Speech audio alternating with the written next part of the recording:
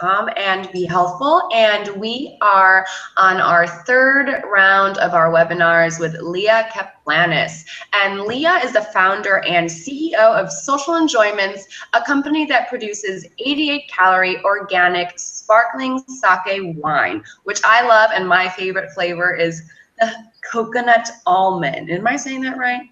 Toasted coconut almond, yep. Toasted coconut almond, close enough.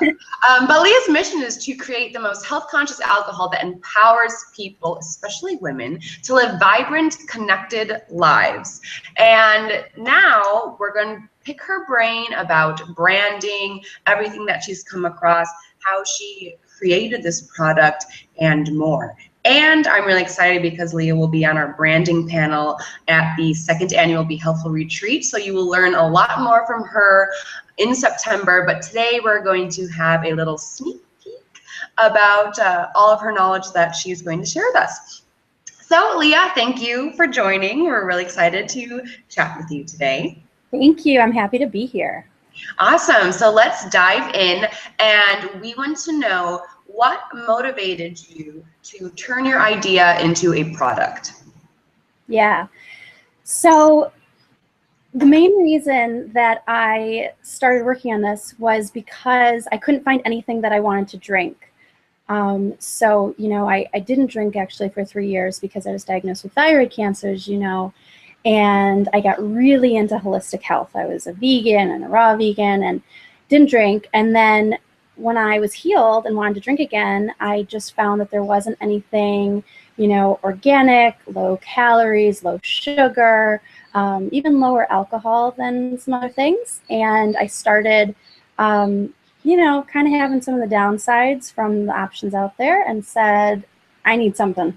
I need something I can drink. So. That is awesome. And you came a long way from when you were sick to where you are now. And so that's a pretty great life accomplishment, I would say.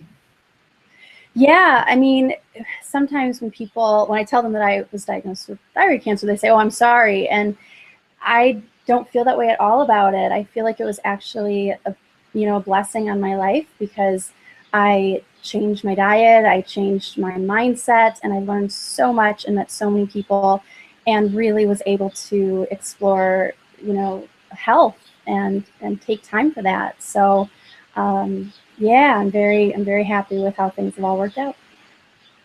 Yeah, and to take that and to turn it into a positive, that's really empowering to know that you have went through that struggle and made something good out of it, like growing this business and coming across everybody that you've connected with and have met. So how does it feel to know that you have empowered yourself and have grown this brand from what happened in your life? Yeah, I mean, it's pretty surreal when I, you know, wake up and I think, wow, I don't have cancer anymore, and I healed holistically. And for a long time I was planning to heal, and I was just everything, you know, I was putting out there, I'm going to heal, I'm going to heal, I'm going to heal. And, you know, a lot of people didn't believe me, and there were doubts that crept in. And same thing with building this business. You know, it's like I had this idea, and at first a lot of people, you know, not everyone understood or believed. You know, some people of course did along the way, and for both those cases, I'm sort of in a place now where I felt like, wow, it actually happened, and it looks like it's, you know, going to be successful on both. And I just am, you know, really just really overjoyed, you know, with just how awesome it can be, I guess. I love it. And when you started your brand, I know that you really started from scratch, from turning your idea into a product. So what would you say as an entrepreneur would be the 5 important and crucial steps needed to be taken in order to launch a product? Yeah. So the first step is really to figure out who you're trying to serve and what are their issues. What are their issues or problems that how can you make their life easier, more joyful, more productive, whatever it is, how can you make their life better? So the first thing I would say is doing your market research to say, here's who I want to serve, here's who I think is underserved, and going out and talking to them and saying, what do you use now and what don't you like about it? And what do you like about it? That was the first thing that I did. Was I went out and asked, like, literally probably hundreds of women, what do you like to drink now, and why do you like it, and why don't you like it? So that's the first thing, is really understanding your consumer and what they need. The second thing I would say is building your team, or figuring out the people that you need to talk to make up for what you don't have. So for me, I had no idea how to create an alcoholic product. I'm not a brewmaster, which is what I ended up getting connected to. And he, strangely enough, had this new way to make the sake that he developed 7 years ago, but never commercialized. And so it was sort of felt very serendipitous, I guess. But within a month, I had the capabilities of knowing how to make this product. So I would say finding your team, finding the people that have the knowledge that you don't have. Second. And then let's see. This was hugely helpful to me when I was starting to do this. So reaching out to vendors who are in the industry that will eventually, potentially, be making your product for you. So those people have a vested interest in educating you on what you need and what, and also different contexts in the industry, so that eventually you can purchase from them. So they will take the time to show you, okay, here's your costs that will probably happen. Here's, everything you need to do. And here's these 3 other contexts, for other things that you need to get done. So reaching out to vendors to get information on how to actually make it happen. The fourth thing is funding. So, making a business, it takes money, right? So really understanding, how much money do you need to just get going is what I think is, whatever you can do out there so that you can do more market research and more testing, and more learning about, your creation and what it really is meant to become, because that will shift over time. But so funding is definitely the next one, and that can be friends and family, and there's a lot of ways to do that. And then the last thing is sales. So to me, most of my time is spent doing sales. And there's a lot of functions in the business, but as sort of the forefront of the business, it feels like you're selling to everybody. You're selling to vendors to work with you. You're selling to stores to carry you. You're selling to investors. You're selling to consumers. It's just there's a lot of sales. So if that is something that you enjoy, then putting yourself in that position, or you just got to build out that team and find someone else who likes to do it.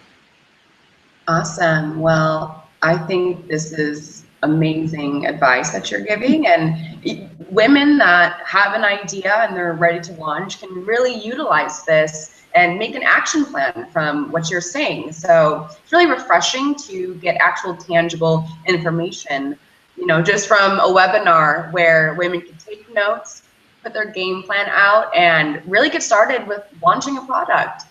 So quick branding question. What shouldn't you do when you are developing a brand? What shouldn't you do? So I would say that you shouldn't listen to the naysayers who are not your demographic.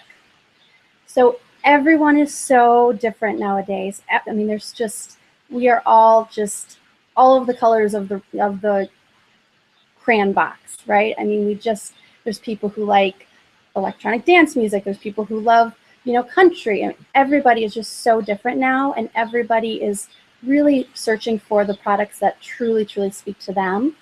So, if you're creating a product for a 25 45-year-old woman. Don't listen to a 45-year-old venture capitalist that tells you, you know, that branding does not look good. They're not going to understand at all. So you've really, really got to block out people and, you know, push your vision into reality. Yeah, and I've had similar experiences with people that aren't in my demographic, because Balance Babe, you know, primarily speaks to women. And it's hard when you are getting this feedback from somebody that either isn't in the wellness industry, doesn't understand holistic health, and isn't really attuned with what women are attracted to and what they like. So it could be really frustrating to get this type of feedback from somebody, and being able to kind of filter what you are going to take home and learn from that feedback, or what you just have to kind of brush off and wash away. Right. So preach to that, sister.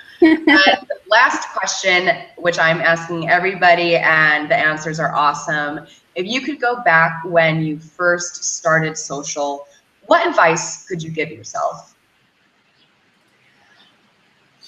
My advice would just be to enjoy the journey, because there are some really tough days, and you know, you think that you're on the right track, and then you'll get a piece of what may seem like bad news and may feel like giving up. But you know, stay strong in your belief that you're going to do it, and then just tell yourself in those moments, I'm going to have fun. I'm here to you know, do this. I think the world is going to support me with this, and it's going to work out. So I am going to enjoy this.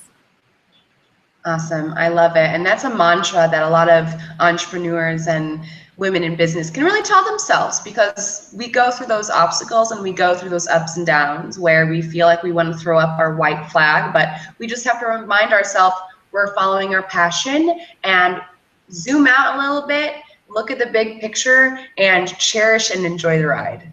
Exactly. Exactly. I love it. Well, ladies, of course, as you already know, you can come visit Leah at our second annual Be Healthful retreat taking place Sunday, September 27th. Learn even more from her, meet her, and connect with her, and network. So Leah, thank you so much for sharing all of your advice today. It's always such a pleasure speaking with you and talking with you and learning from you. And I can't wait to see you on the 27th. Yes, thank you, Sarah. I can't wait. It's going to be an awesome time. All right, guys, and just so you know, registration currently is still only $40, and you can sign up at BeHealthfulRetreat.com. See you later.